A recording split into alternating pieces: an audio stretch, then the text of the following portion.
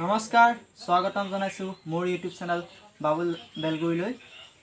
আজি আমি কথা পাতিম আপোনালোকৰ সকলোৰে বা যিসকলৰ এই সুবিধা নাই আপোনালোকে এই সুবিধা গ্ৰহণ কৰক। অতি সহজ পদ্ধতি। আপোনালোকে এই লকডাউনৰ সময়ত আপোনালোকৰ যিসকলৰ একাউণ্ট নাই বেংক একাউণ্ট আপোনালোকে অতি কম সময়ৰ ভিতৰত এখন বেংক একাউণ্ট খুলিব পাৰিব আজিৰ এই ভিডিঅ'টোৰ জৰিয়তে। গতিকে আপোনালোকৰ যদি নিজৰ কোনো একাউণ্ট নাই বা ATM কাৰ্ড নাই আপোনালোকে অতি কম দিনৰ ভিতৰতে এই পদ্ধতি অৱলম্বন কৰি নিজৰ মোবাইলতে আপোনালোকে একাউণ্ট খুলিব পাৰিব আৰু খুলি পেলাই সকলো সুবিধা আপোনালোকে লাভ কৰিব। গতিকে এই সুবিধাসমূহ লাভ কৰিব হ'লে আপোনালোকে এই একাউণ্টখন কিদৰে খুলিব বলক তেন্তে ভিডিঅ'টো আৰম্ভ কৰোঁ।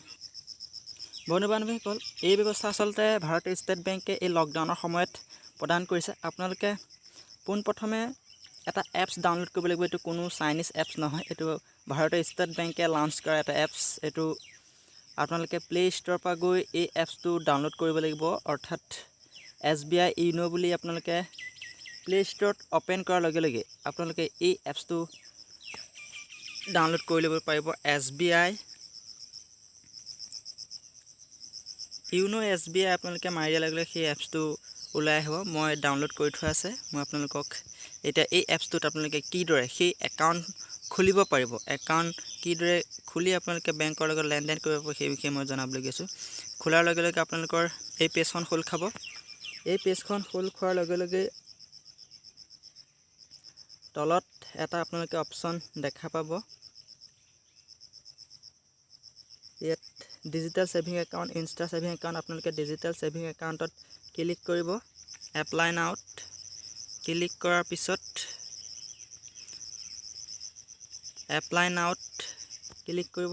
এপ্লাই নাওত ক্লিক কৰাৰ পিছত আপোনালোকে ইয়াত আধাৰ কাৰ্ডৰ যদি আপোনালোকে এপ্লাই কৰিব বিচাৰিছে তেন্তে আধাৰ কাৰ্ড দিলে আপোনালোকে ওপৰ অপশ্যনটোত ক্লিক কৰিব, আৰু যদি ভোটাৰ ID পেন কাৰ্ড সেইবোৰ দিলে আপোনালোকে তলৰ অপশ্যনটোত ক্লিক কৰিব। মই এতিয়া ভোটাৰ IDৰ সৈতে এপ্লাই কৰিম, অৰ্থাৎ আধাৰ কাৰ্ডৰ জৰিয়তে নহয়। মই ভোটাৰ ID পান কাৰ্ডে কিদৰে এপ্লাই কৰিব পাৰি সেই পদ্ধতি মই দেখুৱাবলৈ গৈ আছোঁ। ভোটাৰ ID বা পেন কাৰ্ডৰ দ্বাৰা আপোনালোকে এপ্লাই কৰিবলৈ হ'লে আপোনালোকে সেই তলৰ অপশ্যনটোত ক্লিক কৰিব লাগিব। ক্লিক কৰাৰ লগে লগে আপোনালোকৰ নেক্সট মাৰি দিয়াৰ লগে লগে এইবোৰ আপোনালোকে পঢ়ি ল'ব। Product of information, single branch visit required, এইবোৰ আপোনালোকে পঢ়ি চাই মেলি বুজি ল'ব। ইয়াৰ পিছত আপোনালোকে নেক্সট ক্লিক কৰিব। নেক্সট আপোনালোকে মোবাইল নম্বৰটো দিব লাগিব। মোবাইল নম্বৰ একদম কম্পালচৰি, মোবাইল নম্বৰটো দিবই লাগিব। আপোনালোকে ইমেইলো দিব লাগিব, ইমেইলটো নিদিলেও হয়, আপোনালোকে মোবাইল নম্বৰটো কিন্তু দিবই লাগিব। Mobile number compulsory, mobile number দিলেহে আপোনালোকে সেই মেছেজবোৰ আপোনালোকে কি পাব সেই সম্পৰ্কে আপোনালোকে পাই থাকিব। এই মোবাইল নম্বৰ দিয়াৰ লগে লগে আপোনালোকৰ যিটো মোবাইল নাম্বাৰ দিছিলোঁ সেই মোবাইল নাম্বাৰত OTP যাব। OTPটো মই এতিয়া ফিল কৰি দিম। ফিল কৰি দিয়াৰ লগে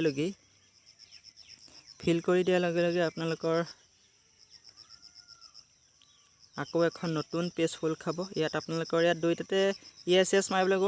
I am liable for tax in India। yes মাৰি পান কাৰ্ডৰ নাম্বাৰটো মাৰিব লাগিব। আপোনালোকৰ নিজৰ যিজনে অৰ্থাৎ এপ্লাই কৰিছে সেইজনৰ নিজৰ পেন কাৰ্ডৰ নাম্বাৰটো ইয়াত লিখি দিব লাগিব। আপোনালোকে মই পেন কাৰ্ডৰ নাম্বাৰটো মই ইয়াত লিখি দিছোঁ। আৰু আপোনালোকেও যি এই একাউণ্টখন খুলিব বিচাৰিছে তেন্তে পেন কাৰ্ড আৰু ভোটাৰ কাৰ্ডৰ সহায়তে আপোনালোকে খুলিব পাৰিব।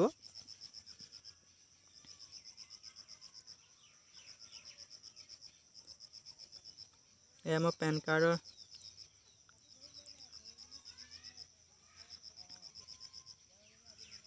নাম্বাৰ ফিল কৰিছোঁ। ফিল কৰাৰ পিছত ইয়াত এনেদৰে দেখুৱাব। আপোনালোকে এইটো দেখুৱালে আকৌ মই প্ৰথমত বেলেগ এটা পান কাৰ্ড দিছিলোঁ। আপোনালোকে নিজৰ পেন কাৰ্ডৰ নাম্বাৰ দিব বা যিজনে এপ্লাই কৰে সেইজনৰ পেন কাৰ্ডৰ নাম্বাৰটো দিব। ইয়াৰ পিছত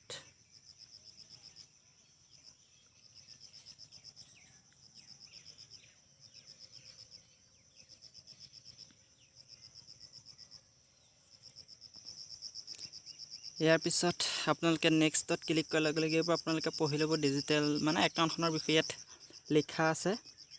ইয়াৰ পিছত আপোনালোকে নেক্সট ক্লিক কৰিব। নেক্সট ক্লিক কৰাৰ লগে লগে প্ৰুফ অফ আইডেণ্টিটি আপোনালোকে ইয়াৰ ভিতৰত ইয়াত আপোনালোকে কোনটো ডকুমেণ্ট দিব বিচাৰিছে। ইয়াত ডকুমেণ্ট দিয়া আছে voter ID, passport, job card মানে MRE আঁচনিৰ যি কাৰ্ড সেই কাৰ্ডো দিব পাৰে। মই ভোটাৰ ID সহায়ত খুলিব বিচাৰিছোঁ। মই ভোটাৰ ID দিছোঁ। ডকুমেণ্ট নাম্বাৰ অৰ্থাৎ GRD বুলি এটা সংখ্যা থাকে ভোটাৰ IDত, সেই সংখ্যাটো আপোনালোকে এই ডকুমেণ্ট নাম্বাৰত ফিল কৰিব লাগিব। GRD সম্পূৰ্ণ বৰফলাত অৰ্থাৎ কেপিটেল লেটাৰত আপোনালোকে ফিল কৰিব লাগিব GRD। সেই GRD ফিল কৰাৰ পিছত তলৰ অপশ্যনটো যিটো দেখিছে অৰ্থাৎ এক্সপায়াৰ ডেট আপোনালোকে লিখিব নালাগে। ড্ৰাইভিং লাইচেন্সৰ ক্ষেত্ৰত সেইবোৰ লিখিব লাগে। Issue date, expire date, issue at voter ID issue বা ইয়াত ইলেকশ্যন কমিশ্যন অফ ইণ্ডিয়া অৰ্থাৎ শ্বৰ্টকৈ মই লিখিব বিচাৰিছোঁ ECI ইলেকশ্যন কমিশ্যন অফ ইণ্ডিয়াৰ দ্বাৰা এই ভোটাৰ কাৰ্ডটো দিয়া হৈছে। ইছ্যু এডটোতো আপোনালোকে ফিল কৰিব লাগিব। ইছ্যু এডটোত আপোনালোকে লিখিব লাগিব ভোটাৰ ID কাৰ্ড বুলি আপোনালোকে লিখিব লাগিব। ভোটাৰ ID বুলি মই দেখুৱাই দিছোঁ। ভোটাৰ ID কাৰ্ড বুলি আপোনালোকে ফিল কৰিব লাগে। আকৌ নেক্সট অপশ্যনটোত আপোনালোকে ক্লিক কৰিব লাগিব। নেক্সট অপশ্যনত ক্লিক কৰাৰ লগে লগে প্ৰুফ অফ আইডেণ্টিটি আপোনালোকৰ ছেম হয়। সেই ছেম এজ প্ৰুফ আইডেণ্টিটি আপোনালোকে ক্লিক কৰিব লাগিব। ক্লিক কৰাৰ পিছত আপোনালোকে আকৌ নেক্সটত ক্লিক কৰিব লাগিব। নেক্সটত ক্লিক কৰাৰ লগে লগে পাৰ্চনেল ডিটেইলছ আপুনি যিজন মানুহৰ ব্যক্তিৰ নামত সেই একাউণ্টখন খুলিব বিচাৰিছে সেই একাউণ্টখনৰ মানুহজনৰ সম্পূৰ্ণ নাম আৰু ডেট অফ বাৰ্থ ইয়াত দিব লাগিব। নামটো লিখোঁতে মিষ্টাৰ প্ৰথম টাইটেলটো আৰু ফাৰ্ষ্ট নেম আপোনালোকে প্ৰথম যিটো নাম হয় সেইটো দি দিব। প্ৰথম নাম আৰু মিডল নেম যদি থাকে মিডল নেম দিব। লাষ্ট নেম উপাধিটো দিব আৰু মেল নে ফিমেল, মেল হয়। তাৰপৰা ডেট অফ বাৰ্থটো দিব লাগিব। ডেট অফ বাৰ্থটো আপোনালোকে ফিল কৰিব লাগিব।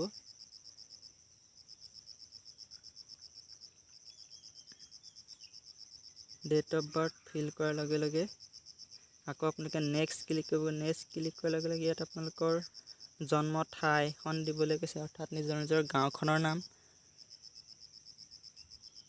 মোৰ গাঁওখনৰ নাম মই ফিল কৰি দিছোঁ। আমাৰ যি ইয়াত কাউণ্ট্ৰি দিব লাগিব ইণ্ডিয়া। আচলতে ইয়াত যিটো তলত অপশ্যনটো ওলাই যায় সেই অপশ্যনটো ক্লিক কৰি গৈ থাকিব লাগিব। ইণ্ডিয়া বুলি ইয়াত ওলাই যায়, ইণ্ডিয়াটোত আপোনালোকে ক্লিক কৰি দিলে হ'ল।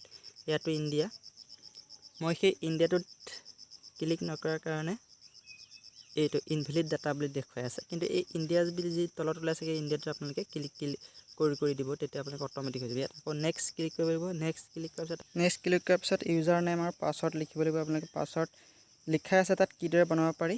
ইয়াৰ পিছত আপোনালোকে নেক্সট ক্লিক কৰিব। নেক্সট আপোনালোকৰ হাউচ নম্বৰ লিখিব লাগিব। হাউচ নম্বৰৰ পিছত আপোনালোকৰ গাঁওখনৰ নাম, লোকেলিটি গাঁওখনৰ নাম লিখাৰ পিছত আপোনালোকৰ ডিষ্ট্ৰিক্ট লিখিব লাগিব।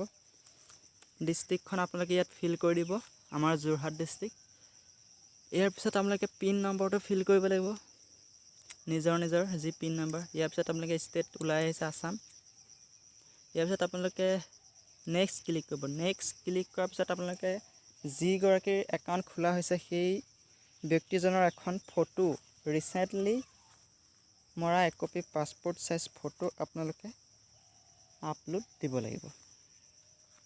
আপোনালোকে নিজৰ গেলাৰীৰ পৰাও সেই ফটোকপি দিব পাৰে বা চেলফি লৈও ডাইৰেক্ট দিব পাৰে। মই মোৰ গেলাৰীত থকা একপি ফটো মই দিছোঁ। এইদৰে আপোনালোকে ক্ৰপ কৰি দিব পাৰিব।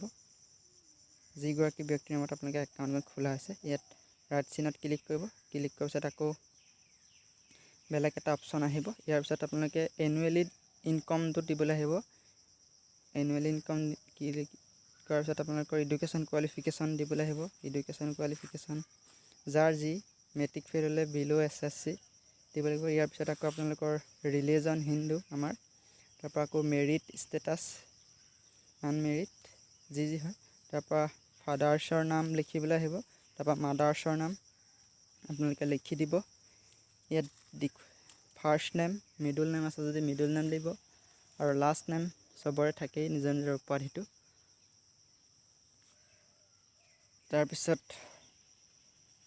মাদাৰ্ছ নেম আৰু ফাদাৰ্ছ নেম আপোনালোকে ধুনীয়াকৈ লিখি দিব।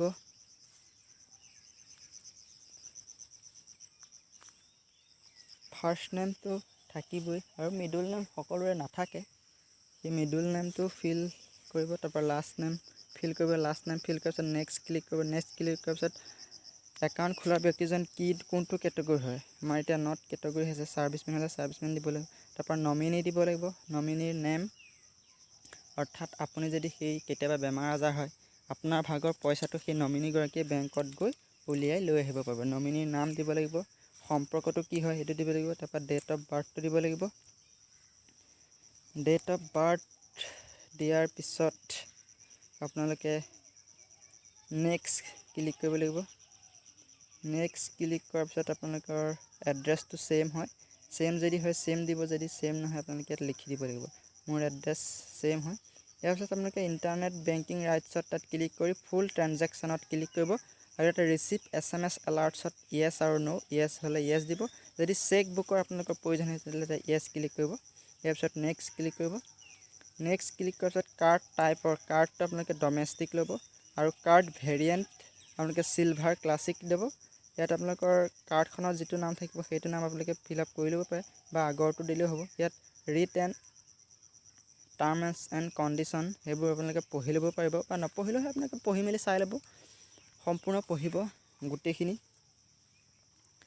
গোটেইখিনি পঢ়িব ভালকৈ। ইয়াত লিখা আছে কি কি সুবিধা আপোনালোকে লাভ কৰিব বা বেংকে কি কি সুবিধা আপোনালোকক দিব, সেইসমূহ সুবিধা ইয়াত দেখুওৱা হৈছে গোটেইবোৰ। ইয়াত আপোনালোকে পঢ়ি